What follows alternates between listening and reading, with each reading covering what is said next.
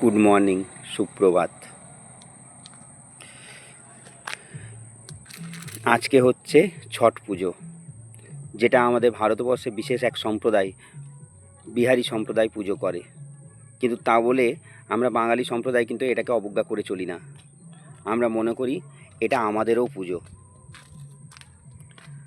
আর তার জন্যই বিশেষ করে আমরা এই বিশেষ পুজোটাকে যে কোনো জলাশয়ে যেখানে যে পুজো হয়, যে নদীতে হোক বা পুকুরে হোক বা ঝিলে হোক, যেখানে পুজো হয় আমরা সকলে মিলে সেখানে পুজোটা দেখতে যাই। তবু আমাদের বাঙালি সম্প্রদায়ের মধ্যে একটা দ্বিমত আছে যে অ্যাকচুয়াল এই পুজোটা হচ্ছে কার। কারণ এখানে সূর্যের, আমরা দেখি বিহারি সম্প্রদায় পুকুরে ঘাটে বা নদীতে বা জলাশয়ে যে পুজো করে সূর্য দেবতার। সূর্য অস্ত যায় যখন তখন পুজো করে, আর সূর্য উদিত হয় তখন পুজো করে। অথচ তারা বলছে ছট মা। তাহলে অ্যাকচুয়াল পুজোটা কার করছে? তো আমি আপনাদের এই কনফিউজিং যেটা আছে সেটা আজকে দূর করে দিচ্ছি। এই পুজো ছট পুজোতে বিশেষ করে তিনজনের পুজো করা হয়: সূর্য দেবতা, মা ষষ্ঠী এবং প্রকৃতি মায়ের।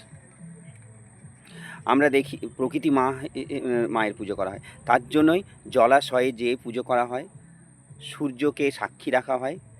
প্রকৃতি মায়ের পুজো, তো প্রকৃতি মায়ের পুজো কেমন? যেমন জলাশয়ে পুজোটা করা হচ্ছে, দেখবেন এই পুজোতে আখ গাছ, হলুদ গাছ, কলার কাঁদি, শুকনো ডাব এগুলো লাগে। তো এইগুলোর প্রতীকী হিসেবে প্রকৃতি মাকেই পুজো করা হয়।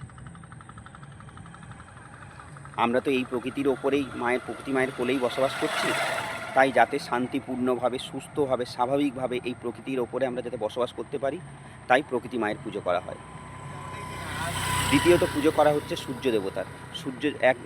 বিকেলবেলায় সূর্য যখন অস্ত যায় তখন একবার সূর্য দেবতাকে অর্ঘ্য প্রদান করে তাকে পুজো করা হয়, আর দ্বিতীয় দিন সকালবেলায় সূর্য যখন উদিত হয় তখন তাকে অর্ঘ্য প্রদান করে তার পুজো করা হয়।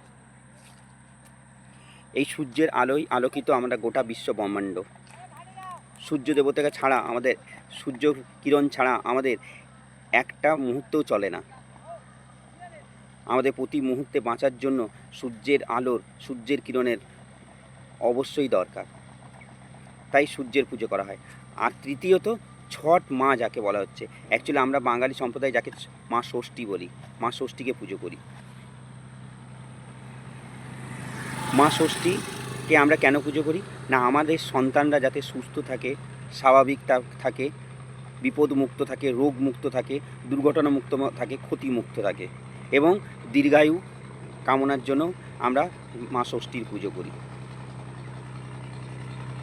এই মা ষষ্ঠীই হচ্ছেন ছট মা। আর এই প্রকৃতি মায়ের পুজো, সূর্য দেবতার পুজো আর মা ষষ্ঠীর পুজো, তিনটে একত্রিত মিলিয়ে হয় ছট পুজো। এই ছট পুজোর মহাভোগ হিসেবে আমরা জানি ঠেকুয়া লাগে।